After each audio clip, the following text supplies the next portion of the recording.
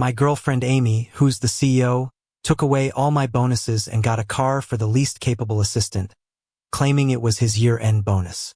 That night, the assistant bragged on social media. He thanked the generous boss and praised himself for being so excellent.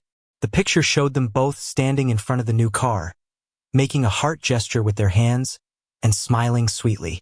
This time, I didn't go nuts with jealousy or angrily confront her. Instead, I calmly maxed out her card and bought every colleague a car too. We all posted a thank you note, thanking the generous boss and praising everyone's excellence. Not even 2 minutes after the post, Amy called me. "Frank, have you lost it? If Jim hadn't told me, I wouldn't even know you did something this crazy. Before I get back, make sure to return all those cars and fix this mess, or deal with the consequences yourself," she yelled before hanging up. Just before the call ended, I heard Jim's whiny voice. "Sorry, Amy, I didn't mean to make things hard for you," she replied in a calming tone, completely different from before. "Why are you apologizing? He's the one at fault, not you." I realized she was saying this for my benefit, thinking I'd just clean up the mess quietly like always. But this time, I've lost all patience and don't plan to help her anymore. A colleague worriedly asked, "Frank, does Amy not know about this? We should return the cars or she'll pin this on you later." Others chimed in, seeming light-hearted but clearly disappointed. When I arranged the cars, I only said it was a year-end reward, not mentioning anything else. So everyone assumed it was Amy's doing, even praising her for being full of surprises. Now surprise turns to shock. One co-worker, worried about me getting in trouble, rushed to cancel the order. I snapped back to reality, stopped him, and assured everyone I'd take care of it. Then I went home and got some sleep. By the time I woke up, it was the early hours of the morning. I heard a noise at the door and Amy walked into the living room looking grim. She saw me and slammed her bag on the table, making a loud noise. I knew she was trying to intimidate me into admitting my mistake and making it up to her. Usually I'd comply. But now, I just glanced at her, yawned, and said, "You're back."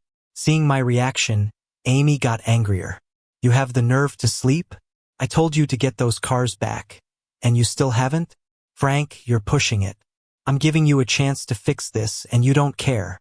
I used to fear this side of her, not so much because of her anger but more because I worried about her health. After her outburst, I'd usually rush to comfort her, admit I was wrong, and try to fix things. But now my voice was calm. Why fix it? I didn't do anything wrong. Amy, hearing me talk back for the first time, seemed taken aback. "What did you say?" I chuckled. "If even the least effective employee gets a year-end bonus, why shouldn't everyone else who works hard and gets results for the company?" Amy turned red with anger. "Jim isn't top tier yet, but he's new and already doing pretty well. I believe by next year he'll be number one. Besides, haven't you counted how many mistakes they've made this year? I didn't even dock their pay. Why should they expect bonuses?" Amy went on and on about others' faults, and I found it hilarious. She kept mentioning the same minor mistakes, like forgetting to water plants or submitting an extra receipt. These weren't part of their main tasks, and they always corrected things promptly. Everyone has been understanding of Amy's startup struggles, working overtime and doing whatever they could for 4 years without complaints. Now that the company is successful, Amy hasn't shown appreciation. Instead, she's piled more work on them. Jim joined last year, and though he makes fewer mistakes, it's only because he does nothing, relying on Amy's favoritism. His mistakes, however, are always critical, like sending hundreds of messages to partners at midnight or mixing up product prices on contracts, costing the company $8 million. Jim claimed it was my fault for distracting him with extra tasks, which was ridiculous, and everyone thought so too. But Amy believed him and took away my whole year's bonus. She thought I was self-reflecting when I didn't speak. Her tone softened. After that call, Jim wanted to return the car, saying it's tough for me with the startup. Can't you learn from him? Despite being a regular employee who just joined last year, he's considerate. But you? I cut her off. Sure, let him return it and I'll ask everyone else to return theirs too. Amy was speechless. I knew she wouldn't ask Jim to do that. This isn't the first time something like this has happened. Amy, who's otherwise thrifty, always fought for Jim's needs regardless of pressure. Besides, Jim's offer was probably only lip service. She might know this deep down but will always protect him unconditionally. I guess Amy didn't expect me to push back this hard. Annoyed, she tapped my forehead and snapped, "Why are you being so childish? Frank, this is my last warning. Get everything you sent out back by tomorrow or don't bother continuing at this company. Just resign yourself. Even if you're my boyfriend, I can't have someone who doesn't follow my orders around here." She looked at me with this smug expression, confident I'd never leave the company. But this time, I didn't compromise. I didn't go against my conscience to appease her. Instead, I handed her the document I'd already prepared. I was thinking the same thing. Here's my resignation letter. Just sign it.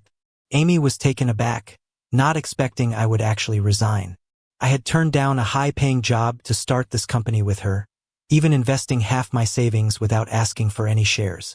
To get us projects, I drank with clients till the crack of dawn, being treated like a clown. To perfect our projects, I survived on 3 or 4 hours of sleep a night, pushing myself to the point of almost passing out a few times. Now the company's grown and no one would leave in their right mind. Amy finally caught up, giving a bitter laugh. "Think this through. You're leaving without any compensation. Even as my boyfriend, you're no exception." "I know," I said, "but I'm taking them with me." I handed her a stack of resignation letters from my colleagues. These were the folks who had their year-end bonuses docked. They'd been fed up for a while, tired of Amy's exploitation and Jim being favored. They had been discreetly submitting their resignations to me, which I kept on hold. I tried every way to reason with them not to overthink. Amy wasn't always like this. Maybe she's just giving Jim some time to adjust, I told them. They didn't quite buy it but stayed out of respect for me. But this last incident, it broke us. Amy's face darkened. A bunch of ungrateful backstabbers. I took care of them for 4 years, and they're not the least bit thankful. Fine, I can't be bothered with you all. Ruthlessly, she tore up the resignation letters and tossed them in the trash. Let's forget about this whole thing. I'm letting it go, all right? She acted all magnanimous, but I knew. It wasn't that she didn't want to make it a big deal, she couldn't. Despite her disdain and bias toward Jim, she was well aware that the majority of the company's business rested in our hands. If I left with them, the company would fall apart. Probably fearing I'd press further, Amy eased up. Fine, this ends here. Had I known you were this stubborn, I wouldn't have put in place a year-end bonus. These cars add up to over 5 million. Remember that. It's your money too. Another setback on our path to getting married. Pains me. Amy sighed, but all I could do was chuckle. She often joked about that. She had set up an account and was putting money in it each month, telling me once it reached 1 million we'd get married. Trusting her, I also began sneaking funds into the account. Until last month, I stumbled upon the truth. The account, which should have had 900,000, was down to 500,000. Reviewing the statements, I discovered she'd spent the money on dates with Jim, buying gifts. Sneakers worth a couple thousand, gifted over 20 times in a few months. Underwear priced at 2,000, sent 18 at once. Lavish seafood dinners going for 8,000 a pop for a table. A level of extravagance I couldn't begin to fathom. Yet when I wanted a new shirt costing $100, she'd scold me for overspending, questioning if I was serious about marriage. It's laughable. I'd always end up feeling guilty, reflecting on myself, not realizing the one who wasn't considering marriage was her all along. Just when I was about to say something, her phone rang. Amy ignored me, heading to the balcony to take the call. When she returned, she was humming, looking in high spirits. When she saw me, it was like she remembered herself. The smile dropped, and she said awkwardly, "A partner wants to meet. I have to go. Take some time to think at home." Not wanting to out her, I watched as she picked an outfit from the closet, chose a different bag, and left. I checked the bank statements again. Just now, another 100,000 was gone. The recipient was the bar she frequented with Jim. After a few minutes in silence, I picked up my phone and called the cops. When I arrived at the bar with the police, Amy and Jim had just finished a toast. In the midst of the deafening music and chatter, they were clearly enjoying themselves. "Amy, I can't believe even after Frank's antics, you're still sticking with him, Jim complained, indignant. Your patience is admirable. You built this company and own so much, you're a modern independent woman, yet you humor others. Anyone else would have switched boyfriends by now and wouldn't put up with this. Amy sighed and shrugged. I can't help it. He had a hand in starting the company back then. Breaking up now, everyone would think I'm ungrateful. I guess it's my bad judgment of character. Who knew he'd turn out this way? When the time's right, I'll deal with him. Hearing her words, I couldn't help but find the situation a little funny. When we first started, I asked Amy why she chose this route. I was working at a multinational firm as a supervisor with a solid salary, enough to support us. Entrepreneurship, on the other hand, came with uncertainties and could be tough. Back then, looking me straight in the eye, Amy earnestly said she didn't want me facing hardships on my own. She wanted to stand by my side, taking the journey together. I'd stepped out of my comfort zone to help her reach where she was now. She finally left, but not just leaving. She didn't want to walk alongside me, and she figured she could just kick me to the curb without a second thought. But you know what?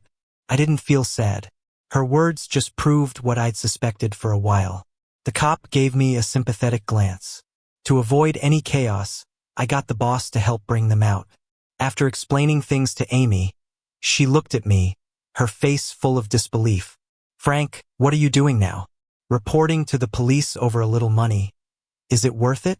Jim clutched his chest, coughing hard. Amy rushed to help him catch his breath, her eyes full of worry and concern.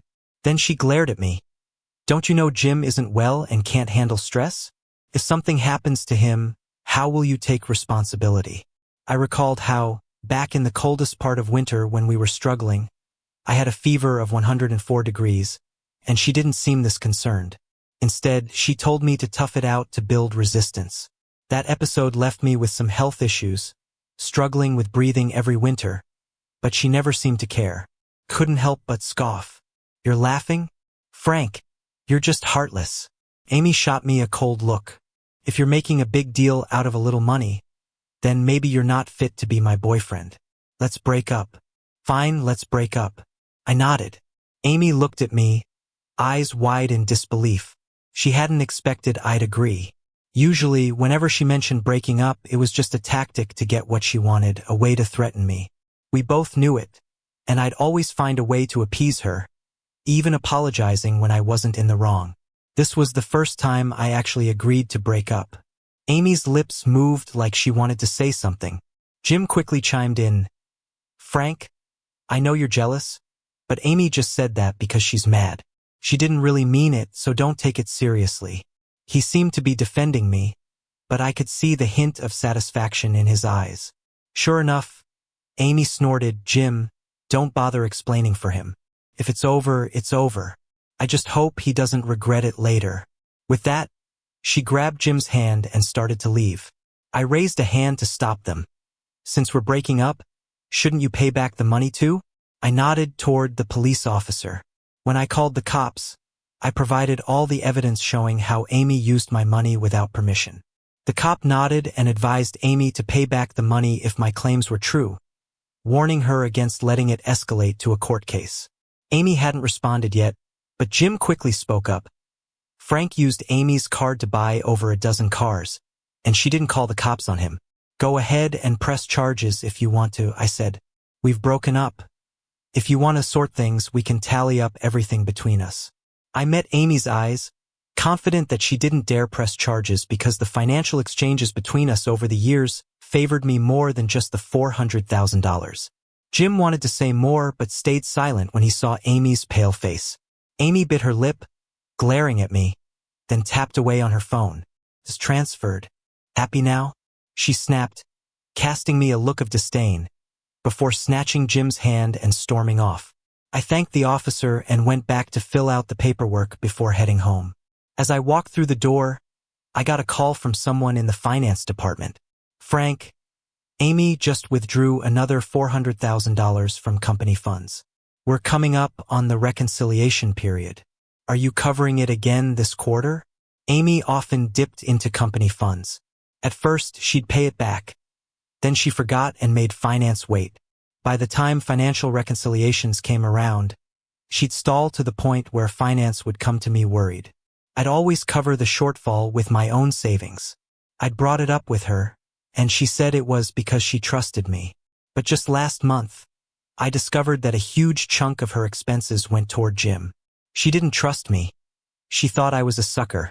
No more covering for her. File the report as it is, I said calmly. And in the future, don't bring such matters to me. We've broken up. Hearing this, the finance guy actually seemed relieved. You finally saw it.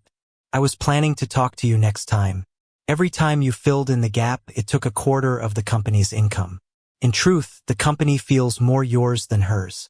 You've always managed things well, even sorting out her tax evasions. Without you, she wouldn't have made it this far. I hung up and sat there for a moment, thinking. I used to believe in this idea of one flesh with Amy, always assuming we'd get married eventually, thinking that her problems were mine to solve. Funny now, looking back, how silly I'd been. Even outsiders could see all I gave.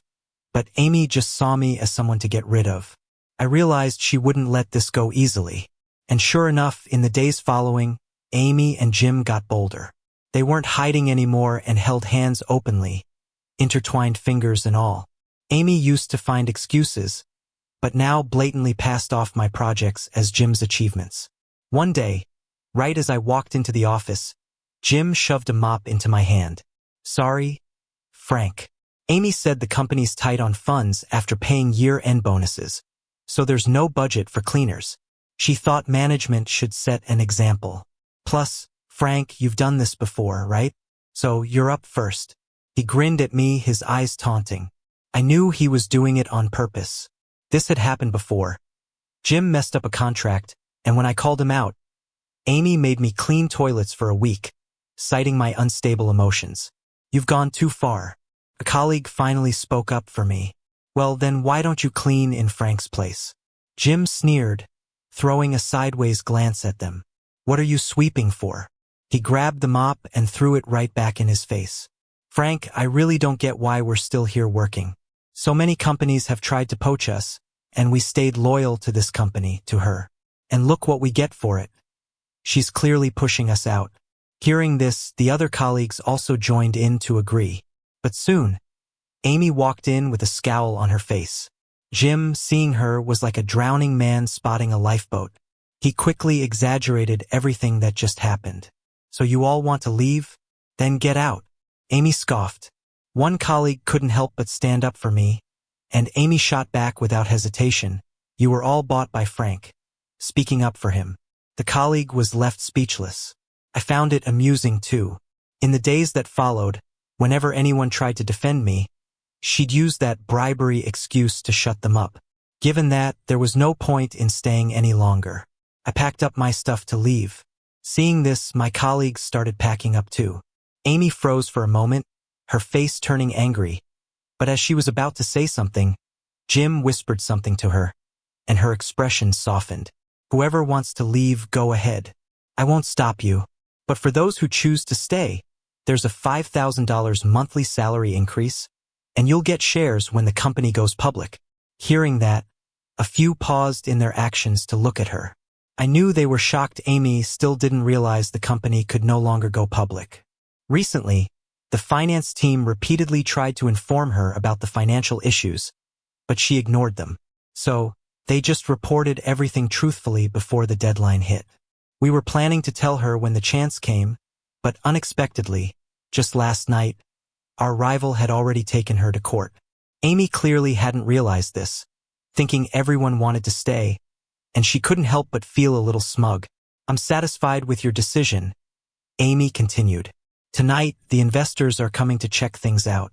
As long as everyone performs well, I assure you, you won't be disappointed. This year's bonus is a car. If you do well, next year's is a house.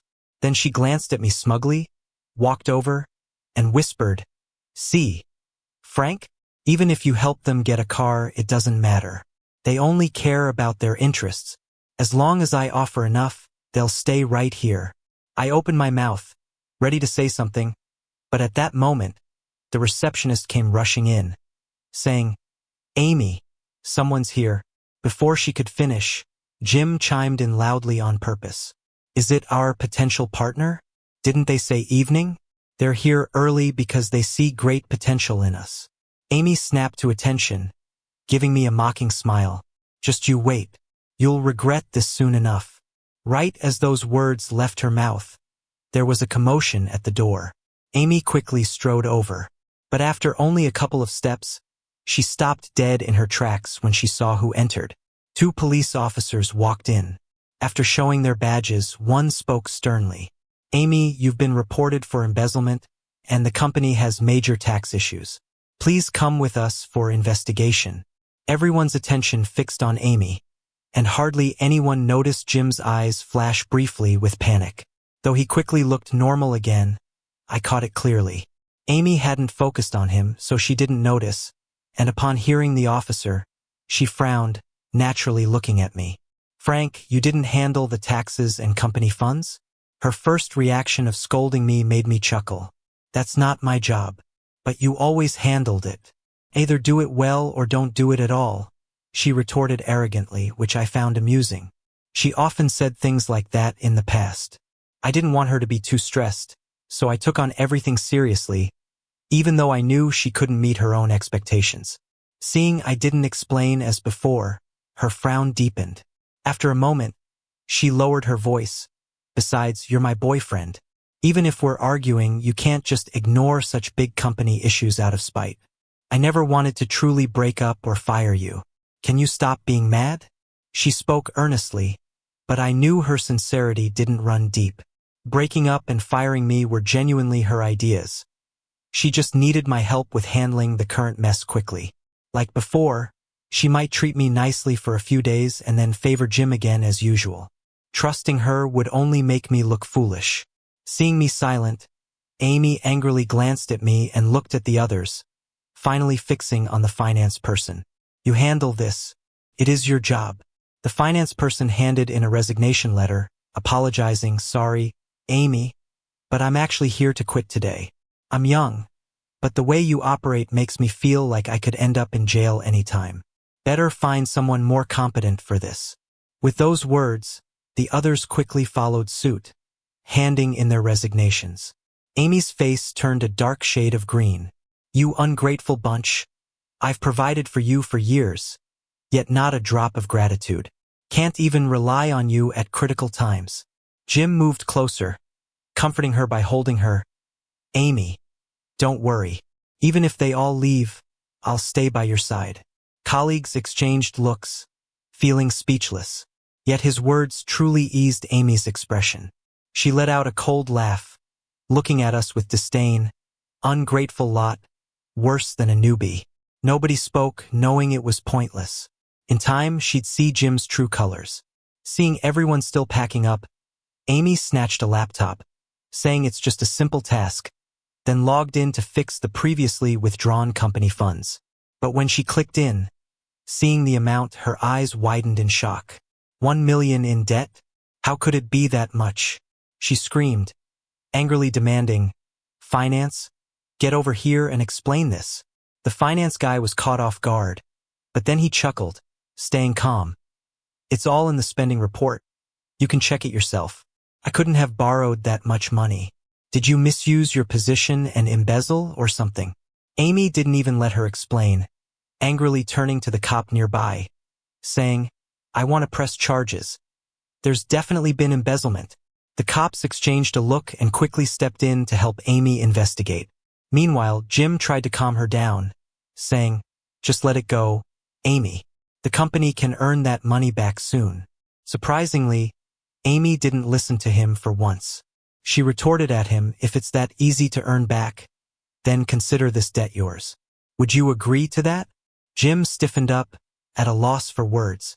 From Jim's reaction and his panicked expression earlier, I could already tell how this extra debt came about. Most likely, like before, he took it in Amy's name. Finance had mentioned it before, but Amy was always too impatient. He gets my approval for the expenses. Just transfer the money directly. Don't bother me every time. Over time, when Jim made withdrawals, the finance team didn't dare say much. Now Jim got greedier, and with me not covering for him anymore, Everything he did was out in the open. The police soon found out that over $5 million of that debt was linked to Jim. Amy was in disbelief when she heard. Jim dropped to his knees and pleaded, "It's not true, Amy. They're framing me. I couldn't possibly do that. If you don't believe me, check my bank account. I still owe 10 grand. I'm wearing clothes I've had for years, and I haven't gone through with surgery yet because it's too expensive. If I really took the money, would I let myself get into this mess? Even if I'm greedy, I wouldn't risk my life, would I?" Jim frantically explained. But I noticed his wandering eyes, clearly trying to trick Amy. Yet Amy believed him, and her furious gaze softened, looking at Jim with sympathy. I knew she was wavering. This always happened. Jim played the victim, and Amy, even if she doubted him, chose to believe. The police told Amy they could investigate the matter. Amy was silent for a couple of seconds, then said to the still kneeling Jim, "Forget it. It's just $1 million. Once tonight's deal is signed, the profits will easily surpass that." She gave us a smug look. She informed the police she would transfer funds to fill the gap and pay taxes properly. But I knew she didn't have much savings over the years, and her cash flow couldn't cover it. Sure enough, Amy had to sell 2 of her properties that night to barely make up the amount. The deal still went on as planned.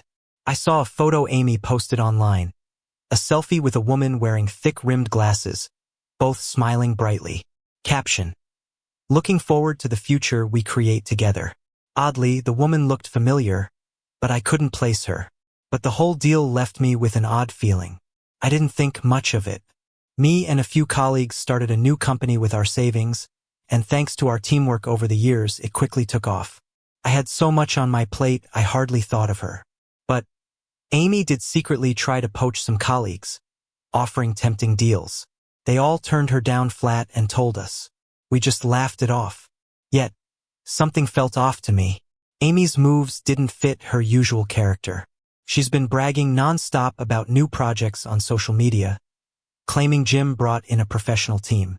With all that, she should be drowning in work, too busy to poach people. But soon I found out why.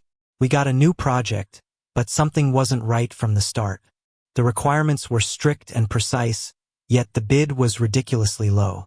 I contacted them, and after a couple of evasive answers, they admitted someone else handed them the project to pass on to us. Connecting the dots from before, I showed a photo of Amy and Jim to the contact person, and he nodded immediately. It was them. They promised me 10 grand if the job got done. It all seemed absurd, and I ignored it. That night, Amy barged into my office. "Frank, you probably know about the project already. Name your price. Think of me as your client." She just sat right across from me, her expression lazy. "I'm doing this because I feel bad for you, my ex, so I'm handing you this project." I didn't hesitate to call her out. This project was meant for the team I'm leading, right? Amy turned pale for a moment. Only recently did I recall overhearing that lady with glasses insisting on having our team for a project back when I happened to be outside Amy's office. Later, curiosity got the better of me, and I asked Amy about it. She was impatient, saying I was too full of myself, insisting no project depended solely on us. I forgot all that happened after, but recently seeing Amy's social media posts and noticing she hadn't announced our team's departure publicly got me thinking. I boldly guessed that idea, and it looks like I was right. Amy was caught off guard by my guess. She stayed silent for a few seconds before huffing, "Ha! I only helped you out of pity. Don't think you're irreplaceable. Jim's team is almost as good as yours, maybe even better. So give them the job and stop using these cheap tactics." As soon as she finished, I calmly responded, and Amy's face turned a shade of red and pale. Muttering something, she finally turned and left. I knew she wouldn't give up so easily, and sure enough, she tried to secretly approach others with even better offers. I almost wanted to accept, but everyone knew her ways and knew those promises would mean nothing once the project was done. So everyone declined her offer outright. Amy, worried about being exposed and unable to find anyone else in the industry, had no choice but to hand it to Jim's team. She might not see the quality difference, but anyone with experience could see it plainly. Amy and her project were bound for trouble. I didn't expect her to mess up rather spectacularly. While we were celebrating a collaboration, someone exclaimed that Amy's company had been taken to court. We quickly checked the news. After Amy submitted the project, Jim and his team slogged on for a month. The client wasn't pleased.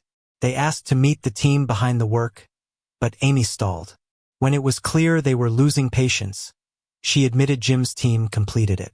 She tried every excuse and emotional plea, but the client, a woman in black-rimmed glasses, was unmoved and had her legal team sue Amy for fraud. When I heard about this, I thought it was maybe serious, but after seeing the project's result, I realized the client was being gracious. It seemed like Amy hadn't hired a skilled team at all. Avoiding anything decent in the work was quite a feat. We just took it as a joke and moved on to planning our next steps. Even though we had stable clients, we lacked exposure, making further growth challenging. Thankfully, from a previous startup experience, we knew not to rush things. After some casual discussion, we wrapped up the meeting. But when I got home, there was Amy sitting on the steps, her eyes red. When she saw me, she rushed over, but I dodged, leaving her confused. "What's up?" I asked calmly. Amy took a moment to regain her composure, sniffling. "Frank, I know how important you are now. Help me out, please. Jim's people messed everything up. I've told the client if you and your team fix the project, they will drop the suit against me." Her eyes were full of regret, and in the past, I might have felt bad and helped begrudgingly. But now I knew better. She wasn't truly remorseful, just desperate. Once resolved, she would go back to her old ways. I won't let her toy with me or those who trust me. "What's in it for us?" I asked. "If we help you, what can you offer?" Seeing a chance, Amy quickly promised better pay and benefits. "That's it?" I pressed. "I'll fire Jim once you return," she added. "Anything else?" That seemed to stump her, and she said I could name my terms. "All right then," I started. She nodded eagerly. "First, you handle all small tasks yourself. Clean even the floors without help. Second, no errors allowed. Any mistake will void all rewards." Amy's face darkened. "Frank, are you joking? You're playing games." "Games?" I smiled at her. "Isn't this what we dealt with under you? We accepted it. Why shouldn't you?" Amy stood stunned, realizing I wouldn't agree. She clenched her teeth, then turned to leave. She took a call mid-stride, her eyes lighting up briefly. She looked back at me smugly. "I told you, Frank, I'm not the only option. Even without your help, it's not the end of the world." I wasn't sure what gave her such confidence, but she left, looking pleased. At work the next day, a colleague said a foreign company was seeking a long-term partner in the country. Our local reputation wasn't great, but starting abroad was an option. We quickly made a plan. The foreign rep had a tight schedule and would only be around for a day. Upon checking, we found his itinerary included an evening event. I bought 2 tickets to the event and brought our project and team there. To my surprise, I ran into Amy and Jim at the entrance. "What are you doing here?" When Amy saw me, she froze for a second. I didn't expect to see them here either, so I was a bit surprised. I heard these tickets were really hard to get when I was pulling some strings to buy them. We only got these 2 because a couple who were supposed to attend got sick and had to give up their tickets. I know all of Amy's connections. She's in a tough spot now, and everyone wants to stay clear of her. No one would risk it to help her. Thinking that, I looked over at Jim and noticed his eyes shifted a bit. Before I could think more, Amy laughed out loud. "Are you here to meet with foreign investors too?" I raised an eyebrow. "You too?" Amy didn't answer, but her laughter grew even more. "Frank, you must be dreaming. You think landing a couple of projects means you can handle foreign collaborations? Your company hasn't been around long, yet you already have such big ambitions. Be careful you don't bite off more than you can chew." Something felt off seeing her smug look, but I didn't interrupt. I let her keep talking. "Let me tell you the truth, the foreign investors are here for us. Jim met with them yesterday, and we already have the contract." As she spoke, Amy waved the document she was holding. "Don't embarrass yourself anymore. You should start planning your next steps." Then it hit me, the call Amy took last night was probably about this. The more I thought about it, the weirder it seemed. I couldn't help but glance at Jim again. Our eyes met briefly before he quickly looked away, clearly uncomfortable. Still, I kindly advised Amy, you better check that contract carefully. I don't think Jim could secure the deal with just a few empty words. Amy sneered, sizing me up. I know what you think. You think Jim's not as good as you. But I told you he's talented. Give him the space and he can surpass everyone. Jim lowered his head. Amy, stop talking to him. Let's go inside. The investors are waiting for you. You're right, Amy grinned. Stay here and wait for my good news. I followed Amy inside but turned to look at Jim again. I only saw his back disappearing quickly into the crowd. I wanted to tell Amy, but before I could get close, she pulled away. Don't think getting close will make me help you. You forget how you treated me yesterday? It's too late for regrets now. With a cold laugh, she shook me off like I was something filthy, took out her phone to make a call, and walked straight into the banquet hall. Watching her back, something didn't seem right. Just as I was about to go in after her, a business associate pulled me aside. Frank, isn't that the person we're looking for? I followed where he was pointing and saw a bearded foreign guy happily clinking glasses with others. I recognized him from the photo I'd seen before arriving. He was who we were looking for. I stopped paying attention to Amy and quickly approached the man with my associate. I thought convincing him would be tough, but surprisingly, he seemed pleased with our project. With some broken Chinese, he said, actually, I was planning to contact you all tomorrow. I came here to collaborate with you, which is why I spread the word that I'm leaving tonight. Turns out, our former client knew he wanted to expand his market. Worrying he might get deceived, they recommended our team. My end-of-year bonus of gifting cars caught his eye, making him interested in meeting me. I was blown away by the news. After chatting a bit more, I couldn't resist asking about Amy. The investor looked puzzled. Sorry, I don't know her, but I've heard she's in some trouble. I quickly learned what he meant. Just as the party was winding down, Amy came rushing out of the banquet hall with red eyes, stumbling into several people. Right then, a call from a coworker came in. They told me Amy was done for. Jim and his team weren't a real project group but a scam squad. In just a month, they emptied the company and left Amy with lawsuits and debt piles. Their plan to meet foreign investors and sign a contract was a sham, merely to keep Amy distracted for their escape. Originally, Jim was supposed to have a fake investor stall her for an hour. Amy, once inside, wanted Jim to witness her success, to see me squirm and prove he was on par with anyone. Vanity struck, and she called Jim, only to get no answer. She tried his team but couldn't reach anyone either. That's when she realized something was wrong and called the cops. She wasn't prepared for what she uncovered. I later heard. Thankfully, Amy reported it soon enough. The police caught them just in time, but the money was already gone. Amy lost everything and reached her breaking point. In despair, she bought a knife. When she saw Jim again, she stabbed him without hesitation. Jim dodged enough to avoid critical harm but still lost too much blood and ended up in a coma. After injuring him, it was like Amy snapped, losing her mind and ending up in a mental hospital. The rest of Jim's team were repeat offenders, and they got sentenced accordingly. By the time I found out, we had already signed the deal with the investor. Our new journey has just begun.